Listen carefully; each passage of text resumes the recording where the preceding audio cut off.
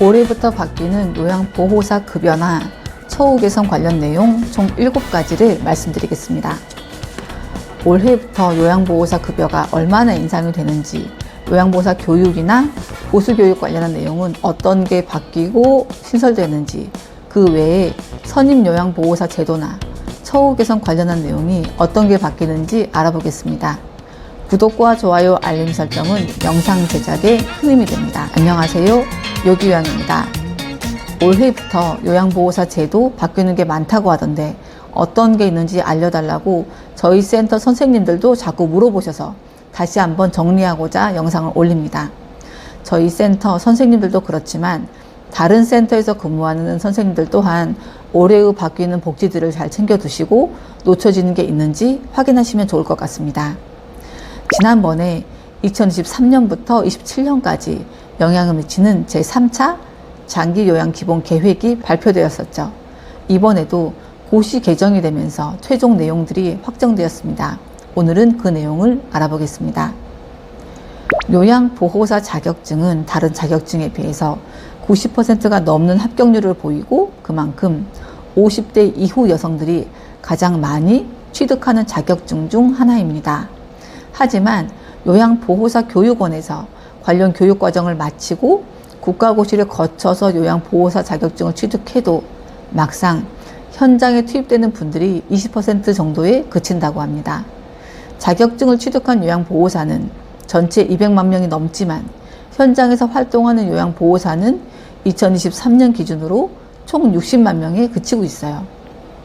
그 대표적인 이유가 바로 열악한 근무 환경 때문입니다. 올해부터는 급여 인상이나 처우 개선 관련한 변경 내용이 여럿 있습니다.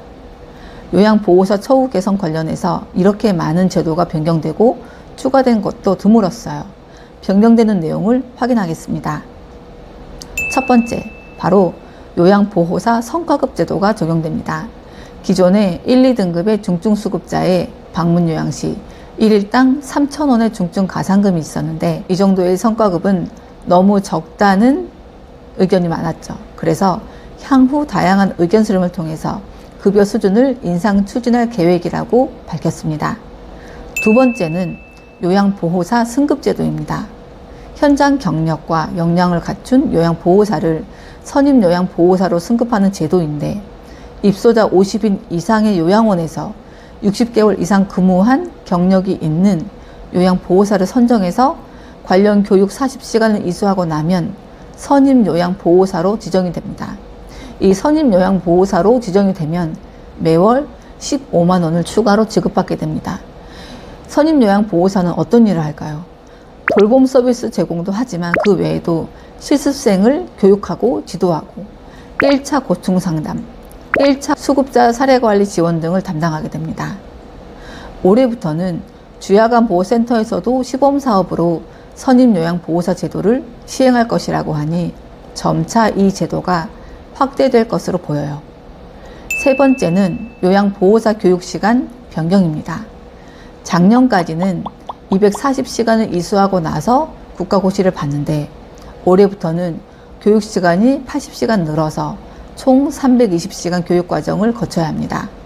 이렇게 해서 국가고시를 통과해서 요양보호사 자격증을 받게 되면 기존의 자격증 취득했던 분들과는 달리 별도의 치매 전문 교육과정을 거치지 않아도 5등급 치매 어르신들의 방문요양 서비스가 가능해집니다. 그리고 말 나온 김에 보수교육을 말씀드릴게요. 네 번째로 요양보호사 보수교육입니다. 2022년도까지는 직무교육이었던 게 올해부터는 2년마다 보수교육을 이수하셔야 근무를 하실 수가 있습니다. 보수교육 시간은 총 8시간이고 이렇게 교육을 마치고 나면 방문요양이나 방문 목욕기관에서 근무하는 요양보호사님들은 그 교육하는 날짜에는 근무를 못하기 때문에 국가에서 95,000원 교육비를 지원해 줍니다. 만약 요양보호사 자격증 취득한 지 2년이 안 되었다면 보수교육을 받지 마시고 2년이 경과되면 그때부터 2년에 한 번씩 받으시면 됩니다. 보수교육은 선택이 아니라 필수이기 때문에 일을 하시려면 반드시 받아야 합니다. 다섯 번째, 요양보호사 시급을 말씀드리겠습니다. 작년까지는 시급 개념으로 했을 때 12,100원이었다면 올해부터는 12,400원의 시급을 받게 됩니다. 여기에 주휴수당과 연차수당이 포함되어 있습니다. 12,400원은 최저이기 때문에 이보다 더 받으시면 됩니다. 저희 선생님들이 왜 센터마다 급여가 다르냐고 물어보시더라고요. 최저시급은 법적으로도 정해져 있습니다. 그렇다면 왜 더 많이 주는 기관이 있을까요?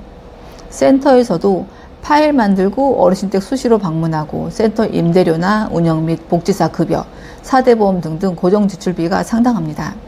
그런 고정지출비를 제외하고 시설장 급여 주고 하다 보면 적어도 얼마가 필요한 부분이 있어요. 이러다 보니 센터마다 지급하는 시급의 차이가 있습니다. 가끔 가다가 센터 다 없어지고 건보공단에서 다 담당하면 좋겠다고 하신 분들이 있어요. 이런 센터가 나온 이유가 건보공단에서 전체를 관리할 수 없다 보니 장기요양 기관들을 만든 것이라서 점차 늘고 있는 노인 인구를 고려한다면 이전으로 돌아가기는 사실상 어려울 것으로 보여요. 솔직히 센터 운영하는 입장에서는 차라리 급여를 국가에서 통일시하면 어떨까 하는 생각도 들어요. 6번째, 요양보호사 1인이 돌보는 시설급여 수급자 수가 작년까지는 요양보호사 1인당 어르신 2.3명을 돌봤다면 올해부터는 1인당 2.1명으로 축소됩니다. 물론 교대 근무하고 휴가인 선생님들도 있을 테니 업무량 감소 관련해서 크게 체감이 덜할 수도 있겠지만 그래도 축소된다는 것은 요양보호사의 입장에서도 그렇고 수급자의 입장에서도 보다 양질의 돌봄이 제공될 수 있다는 긍정적인 변화로 보입니다. 마지막으로 7번째, 방문요양보호사 명찰형 녹음기 보급입니다.